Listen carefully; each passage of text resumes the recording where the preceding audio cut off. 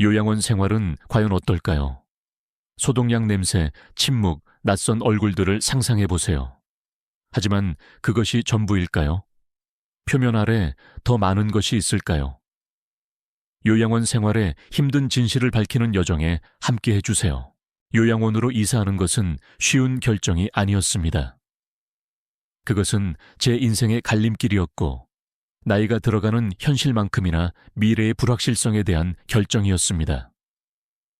그 모든 것은 제가 수년 동안 집이라고 불렀던 곳이 더 이상 예전과 같은 안전한 안식처가 아니라는 것을 서서히 깨닫기 시작하면서 시작되었습니다. 계단은 더 가파르게 느껴졌고, 집안일은 더 고되고, 침묵은 더 귀를 먹먹하게 했습니다. 저는 혼자 살고 있었고, 아이들은 각자의 삶이 있었으며, 저는 압도적인 고립감에 남겨졌습니다. 나이가 들면서 넘어질까봐 두려웠고, 주변에 아무도 없이 응급 상황이 발생할까봐 두려워지기 시작했습니다. 사랑하는 사람들에게 짐이 된다는 생각은 견딜 수 없었습니다. 이러한 생각과 두려움 때문에 저는 요양원으로 이사하는 것을 고려하게 되었습니다. 서류에 서명하던 날을 기억합니다. 제 이름을 적으면서 손이 약간 떨렸습니다. 그것은 곧 펼쳐질 엄청난 변화의 상징이었고, 저는 그것이 안전, 동료애, 그리고 제가 필요로 하는 보살핌을 가져다 줄 것이라고 믿었습니다. 저는 비슷한 생각을 가진 사람들의 공동체를 상상했습니다. 집을 유지하는 걱정 없이 편안하게 살 수 있는 곳을요. 저는 친절한 얼굴, 따뜻한 대화, 도움의 손길을 상상했습니다. 저는 희망적이었고 낙관적이었습니다. 하지만 그 결정에는 감정적인 혼란이 없었던 것은 아닙니다. 수년 동안 살았던 집을 떠나는 것은 가슴 아팠고, 수십 년의 추억을 정리하는 것은 책에서 페이지를 찢어내는 것과 같았습니다. 이웃, 정원, 그리고 익숙한 제 집의 편안함에 작별 인사를 하면서 깊은 상실감을 느꼈습니다. 하지만 저는 이 이사가 최선이고, 제 삶의 황홍이에 제 웰빙을 보장하기 위한 필요한 단계라고 희망을 붙잡았습니다. 저는 이 새로운 이 새로운 삶의 방식을 받아들일 준비가 되어 있었습니다. 하지만 곧 알게 되겠지만 현실은 제가 상상했던 것과는 거리가 멀었습니다. 제가 처음 마주한 힘든 진실은 독립의 상실이었습니다. 그것은 당신에게 서서히 다가오는 느낌입니다. 미묘하지만 심오하죠. 처음에는 알아차리지 못할 수도 있지만 곧 당신의 자율성이 사라졌다는 것을 명확하게 깨닫게 될 것입니다. 이것을 상상해 보세요. 당신은 아침 식사로 무엇을 먹을지, 언제 산책을 나갈지, 심지어 잠자리에 들 시간을 정하는 단순한 즐거움까지 선택으로 가득 찬 삶을 살아왔습니다. 이제 요양원에서는 그러한 선택이 대부분 당신의 손을 떠났습니다. 그것들은 일정, 루틴, 공동생활의 실제적인 현실에 의해 결정됩니다. 조용한 늦은 저녁 시간에 차 한 잔을 즐기는 평생의 습관을 가진 한 신사분의 이야기가 기억납니다. 그는 밤의 고요함, 주변의 침묵을 사랑했고, 그의 숟가락이 컵에 부딪히는 부드러운 소리만이 그 침묵을 깨뜨렸습니다. 하지만 요양원에서는 늦은 밤 차는 선택사항이 아니었습니다. 그것은 규칙에 어긋나는 것이었고, 미리 정해진 수면 시간에도 어긋나는 것이었습니다. 그 남자의 소중한 일상, 그의 독립의 상징은 더 이상 존재하지 않았습니다. 그리고 그것은 단지 일상에 대한 것만이 아닙니다. 자신의 결정을 내리고 자신의 길을 선택할 수 있는 능력에 대한 것입니다. 요양원에서는 당신의 삶은 집단의 요구, 모든 사람의 안전과 웰빙을 보장하는 규칙과 규정에 의해 인도됩니다. 그것에는 확실히 논리가 있지만 그것은 종종 그 모든 것의 중심에 있는 개인, 사람을 간과하는 논리입니다. 그리고 의존성이 있습니다.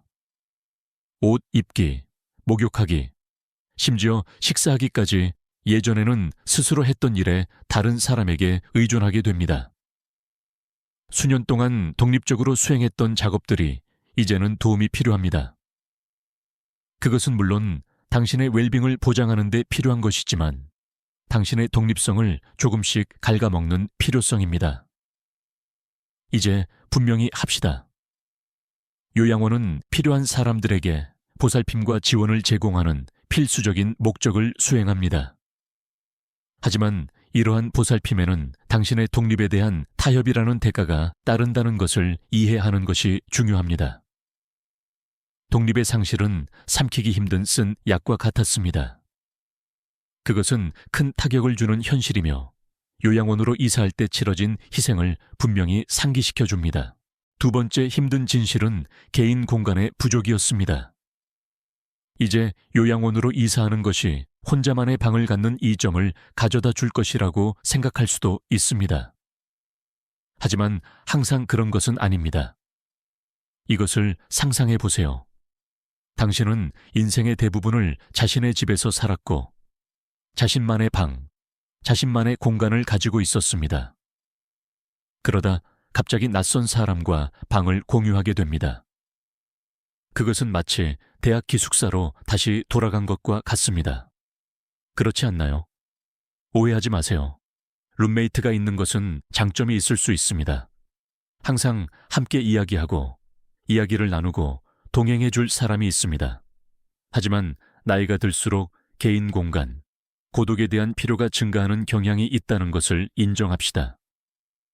우리는 자신의 습관, 자신의 리듬에 익숙해져 왔고 끊임없이 다른 사람의 필요와 선호를 고려해야 하는 것은 꽤 큰 조정일 수 있습니다. 게다가 방을 공유하는 것만이 아니라 전반적인 사생활 부족에 대한 것입니다. 보시다시피 요양원에는 항상 당신 주변에 사람들이 있습니다. 직원, 다른 거주자, 방문객, 끊임없는 활동의 소음, 끊임없는 수다의 흐름이 있습니다. 그것은 마치 번화한 도시에서 사는 것과 같습니다. 하지만 혼자만의 시간이 필요할 때 신선한 공기를 마시거나 조용한 거리를 산책할 수 없습니다. 그리고 그것은 단지 물리적인 공간에 대한 것만이 아니라 감정적인 공간에 대한 것이기도 합니다. 보시다시피 다른 사람들과 그렇게 가까이 살 때, 당신의 일상이 일정과 규칙에 의해 결정될 때, 끊임없이 감시받는 것처럼, 어항 속에 사는 것처럼 느껴질 수 있습니다. 꽤 답답하고 꽤 폐쇄 공포증을 유발할 수 있습니다. 모든 요양원이 이렇다는 것은 아닙니다. 일부는 개인실을 제공하고 일부는 거주자의 사생활과 자율성을 존중하기 위해 노력합니다.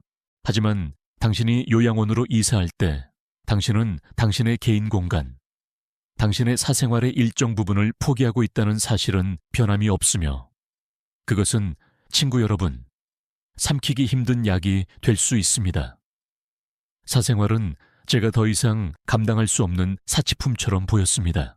세 번째 힘든 진실은 외로움이었습니다.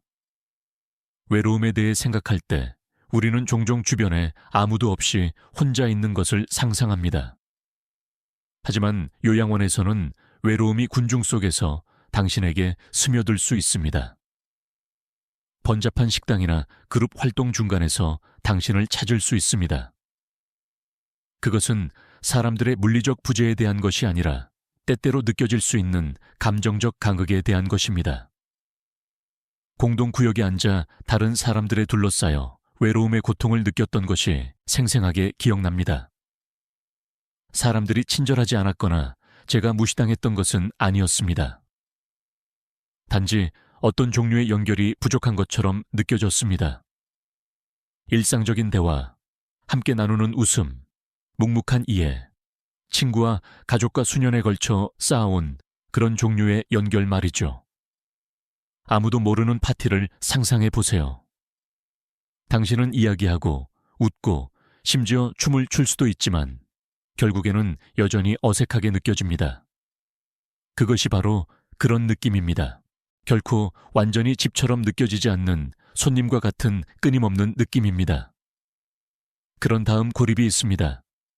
방에 혼자 앉아 벽을 바라보고 당신의 생각만이 당신의 유일한 동반자인 순간들입니다. 이러한 순간에 외로움이 정말로 당신을 덮칩니다. 당신은 옛삶, 익숙한 주변 환경, 당신만의 고유한 작은 것들을 그리워합니다. 그리고 한때 가족, 전통, 따뜻함으로 가득했던 휴일들을 잊지 마세요. 이제는 똑같은 느낌이 들지 않는 일반적인 축하 행사로 대체되었습니다. 당신은 미소를 짓고 참여하지만 마음속 깊은 곳에서는 당신만의 개인적인 손길, 당신 자신의 가족을 갈망합니다. 하지만 이 외로움의 가장 가슴 아픈 부분은 그것이 당신만의 문제가 아니라는 것을 깨닫는 것입니다. 주변을 둘러보면 다른 사람들의 얼굴에서도 그것이 비춰집니다. 우리는 모두 함께 있지만 어쩐지 모두 혼자입니다. 그러니 요양원이 보살핌과 동료애를 제공하지만 나이와 변화로 인해 생기는 감정적 공허함을 항상 채울 수는 없습니다. 결국 외로움은 단순히 혼자 있는 것에 대한 것이 아니라 우리가 모두 갈망하고 사라졌을 때 그리워하는 감정적 연결, 소속감에 대한 것입니다. 알고 보니 외로움은 요양원에서 끊임없는 동반자였습니다. 네 번째 힘든 진실은 음식에 관한 것이었습니다. 이제 이것은 특히 우리가 지금까지 다룬 더 심오한 문제들과 비교했을 때 사소한 문제처럼 보일 수 있습니다. 하지만 저를 믿으세요. 음식은 아무리 평범하게 들릴지라도 우리 일상생활의 필수적인 부분입니다. 단순히 영양 섭취에 대한 것만이 아니라 즐거움, 편안함, 그리고 여러 면에서 우리의 정체성, 문화, 추억과 연결된 고리입니다. 요양원에서는 음식이 일반적으로 대량 생산되며 광범위한 시기 요구사항과 제한사항을 충족하도록 설계됩니다. 의심할 여지 없이 어려운 작업이지만 그 결과는 종종 맛, 다양성 및 품질에 대한 타협입니다. 그곳에 있었던 사람으로서 말씀드리자면 저는 식사를 기대하며 즐거운 놀라움을 기대했지만 결국에는 똑같은 밍밍하고 너무 익은 채소와 똑같은 건조하고 맛없는 고기를 마주하게 되었습니다. 마치 음식이 오로지 영양에만 초점을 맞춰 준비된 것 같았습니다. 먹는 감각적인 경험을 완전히 무시하면서 말이죠. 그리고 그것은 단지 맛에 대한 것만이 아니었습니다. 저는 무엇을 먹을지 선택할 자유가 그리웠습니다. 저는 직접 식사를 준비하고 푸짐한 아침 식사를 즐기고 싶은지 아니면 간단한 토스트와 차를 마시고 싶은지 결정하는 기쁨이 그리웠습니다. 자정 간식, 일요일 로스트, 축제 음식의 즉흥성이 그리웠습니다. 요양원에서는 주는 대로, 주는 시간에 먹습니다. 더도 말고 덜도 말고 말이죠. 그것은 작은 일이지만 시간이 지남에 따라 당신의 정신을 갉아먹습니다. 그리고 특별한 시기 요구사항은 충족되지만 당신이 기대하는 것과 같은 보살핌과 고려로 충족되지 않는 경우가 많습니다. 제 친구이자 동료 거주자는 글루텐 프리 식단을 하고 있었지만 그녀의 식사는 글루텐이 없을 뿐만 아니라 맛이나 매력도 없었습니다. 음식은 삶의 바퀴에서 작은 톱니바퀴처럼 보일 수 있지만 우리가 종종 생각하는 것보다 훨씬 더 큰 의미를 지닙니다. 그것은 기쁨을 가져다주고 편안함을 가져다주고 추억을 가져다주며 요양원에서는 이러한 작은 것들이 큰 차이를 만듭니다. 슬프게도 음식은 많은 아쉬움을 남겼습니다. 마지막 힘든 진실은 직원, 일상, 비용에 관한 것이었습니다. 다섯 번째 힘든 진실인 직원에 대해 자세히 살펴보겠습니다. 완벽한 세상에서는 모든 요양원 직원이 따뜻하고 배려심 많고 인내심이 많을 것입니다. 하지만 우리는 완벽한 세상에 살고 있지 않습니다. 그렇지 않나요? 현실은 일부 직원이 과로하거나 교육이 부족하거나 단순히 그 일에 적합하지 않을 수 있다는 것입니다. 이것은 개인 맞춤형 보살핌 부족으로 이어질 수 있으며 최악의 경우에는 심지어 방치로 이어질 수도 있습니다. 이러한 곳에서 일하는 모든 사람이 거주자의 최선을 염두에 두고 있는 것은 아니라는 가혹한 현실입니다. 여섯 번째, 힘든 진실인 일상으로 넘어가 보겠습니다. 요양원에서 생활하는 것은 엄격한 일정을 준수하는 것을 의미합니다. 식사, 활동, 심지어 취침 시간까지 모두 시설에서 정합니다. 그것은 마치 학교 시간표에 따라 당신의 삶을 사는 것과 같으며 모든 사람에게 맞는 것은 아닙니다. 이러한 유연성 부족은 답답하고 단조로울 수 있으며 좌절감과 지루함을 유발할 수 있습니다. 일상적인 생활을 하는 것은 한 가지이지만 하루 전체를 지시받는 것은 완전히 다른 문제입니다. 마지막으로 일곱 번째 힘든 진실인 비용에 대해 이야기해 봅시다. 요양원은 비쌉니다. 의심할 여지 없이 말이죠. 하지만 재정적 부담은 단순히 월별 요금에 대한 것만이 아닙니다. 종종 합산될 수 있는 숨겨진 비용이 있습니다. 개인 위생용품, 특별한 시기 요구사항, 심지어 세탁이나 교통과 같은 서비스에 대한 추가 요금과 같은 것들입니다. 이러한 비용은 빠르게 합산되어 많은 사람들이 준비되지 않은 재정적 부담을 초래할 수 있습니다. 그리고 감정적인 비용, 요양원에서 생활하면서 느끼는 상실감, 외로움, 좌절감을 잊지 마세요. 그것은 사람의 정신적, 감정적 웰빙에 큰 타격을 줄 수 있습니다. 이러한 비용은 돈으로 측정할 수 없지만 매우 현실적이고 큰 영향을 미칩니다. 이러한 진실이 보편적인 것은 아니라는 것을 기억하는 것이 중요합니다. 양질의 보살핌을 제공하고 거주자들의 삶을 가능한 한 편안하고 만족스럽게 만들기 위해 최선을 다하는 많은 요양원이 있습니다. 하지만 이 결정에 따를 수 있는 잠재적인 함정과 어려움을 인식하는 것도 똑같이 중요합니다. 이러한 힘든 진실을 공유함으로써 목표는 요양원을 고려하는 사람을 겁주거나 낙담시키는 것이 아닙니다. 오히려 요양원에서의 삶이 어떠할 수 있는지에 대한 현실적인 그림을 제공하는 것입니다. 그것은 가볍게 여겨서는 안 될 결정이며 충분히 정보를 얻는 것이 그 결정 과정의 중요한 부분입니다. 이러한 진실들은 아무리 힘들더라도 공유되어야 했습니다. 그렇다면 왜 요양원으로 이사한 것을 후회할까요? 간단한 질문이지만 많은 힘든 진실의 무게를 담고 있습니다. 제 삶을 정리하고 요양원으로 이사하기로 한 결정은 쉬운 결정이 아니었습니다. 그것은 감정과 불확실성으로 가득 찬 결정이었고, 이제 돌이켜보면 왜 후회하는지 많은 이유를 알 수 있습니다. 가장 먼저, 그리고 아마도 가장 큰 후회는 독립의 상실입니다. 아무리 잘 운영되는 요양원이라도 이사와 함께 오는 부인할 수 없는 구속감이 있습니다. 당신은 더 이상 자신의 일정, 자신의 공간, 자신의 삶의 주인이 아닙니다. 대신 당신은 기관의 규칙과 일상에 종속되며 그것은 답답하고 제한적으로 느껴질 수 있습니다. 개인 공간 부족은 또 다른 큰 후회입니다. 요양원에서는 종종 낯선 사람과 방을 공유하고 당신의 개인 소지품은 작은 지정된 공간에 들어갈 수 있는 것으로 줄어듭니다. 당신 자신의 집의 사생활과 편안함은 당신이 몹시 그리워하게 될 것입니다. 그리고 외로움이 있습니다. 비록 당신이 사람들로 둘러싸여 있지만 고립감은 압도적일 수 있습니다.